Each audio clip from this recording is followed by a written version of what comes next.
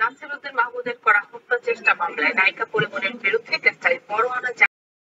অন্যায় কথা দেখলে আমৃত্য কথা বলে যাব, যা আছে কপালে। চিত্রনায়িকা পরিমণির বিরুদ্ধে গ্রেফতারি পরোয়ানা জারির আদেশ দিয়েছেন আদালত। ঢাকার চিফ জুডিশিয়াল ম্যাজিস্ট্রেট আদালত আজ রোববারে এই আদেশ দেন। গ্রেফতারি পরোয়ানা জারির পর বেলা 2:15টায় কথা বলা হয় পরিমণির সঙ্গে। তৎক্ষণাৎ প্রতিক্রিয়া যা জানা গেল, চলুন বিস্তারিত দেখা যাক। আপনাকে ফোনে পাচ্ছিলাম না পরিমণি, আমি অসুস্থ ছিলাম, তাই ঘুমাচ্ছিলাম, দেরিতে ঘুম থেকে উঠেছি। আপনার বিরুদ্ধে তো গ্রেফতারি পরোয়ানা জারি আদেশ হয়েছে। পরিমণি: শুনলাম। ফোন হাতে নিয়ে ফেসবুকে স্ক্রল করতে করতে খবরটা দেখলাম। আজ আমি আদালতে যেতে পারিনি, এর আগেও একবার যেতে পারিনি, সেবার আমার মৃত নানুর একটা বিষয় ছিল, সে হিসেবে পরপর দুবার আমি আদালতে যেতে পারিনি। আজকে আমার শারীরিক অসুস্থতার কারণে আমি হাজির থাকতে পারিনি, আমার আইনজীবীকে তা জানিয়েছিও। আদালতের ভাষ্য অনুযায়ী আজকে আমার অবশ্যই উপস্থিত থাকা প্রয়োজন ছিল।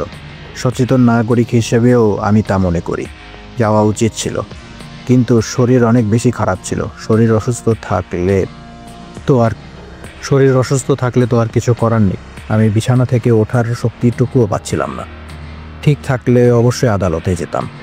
আদালতে যাওয়া নিয়ে কখনোই আমার কোনো সমস্যা ছিল না, এমনকি মাতৃত্বকালীন সময়টাও আমি আদালতে যাওয়া বাদ দিইনি। গ্রেপ্তারি পরোয়ানার খবরটা নিয়ে আপনি কতটা চিন্তিত? এটা আসলে পরিচিত অপরিচিত শুভাকাঙ্ক্ষী অনবরত ফোন করে চলেছে খোঁজ খবর নিতে। এটা আমার জন্য একটি বাড়তি যন্ত্রণা, বিব্রতকরও বটে, উটকো একটা ঝামেলা বলতে পারেন। এই গ্রেপ্তারি পরোয়ানায় আপনি কি ভীত নাকি না? ভীত কেন হব? এখানে ভয়ের কিছুই নেই। আমি আইনিভাবে মোকাবেলা করব। জামিনের জন্য আবেদন করবেন আমার আইনজীবী। ফেসবুকে অনেকে লেখালেখি করছেন টাঙ্গাইলে অনুষ্ঠানে যেতে না পারা নিয়ে গতকাল আপনি যে পোস্ট করেছেন তার সঙ্গে দ্রুত এই গ্রেপ্তারি পরোয়ানার কোনো যোগসূত্র আছে? পরিমণি: যে যা মন চায় করুক, যা মন চায় ভাবুক, এসব নিয়ে আমি কোনো কিছু ভাবতে চাই না। আমার কোনো কিছুতে সমস্যা মনে হলে আমি কথা বলবই। আমার গায়ে লাগলে আমি কাউকে ছেড়ে কথা বলবো না। সবার মতো আমি চুপ থাকতে পারি না।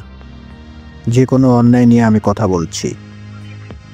এই অন্যায় নিয়ে কথা বলার কারণে যদি বারবার আমাকে জেলে যেতে হয়, গেলাম, কি আর করব? কিছু হলেই জেলে পাঠাবে, তাহলে তো দেশের জন্য কেউ কথাই বলবে না, সবাই বোবা হয়ে থাকবে। আমৃত্যু অন্যায় দেখলে কথা বলে যাব, যা আছে কপালে।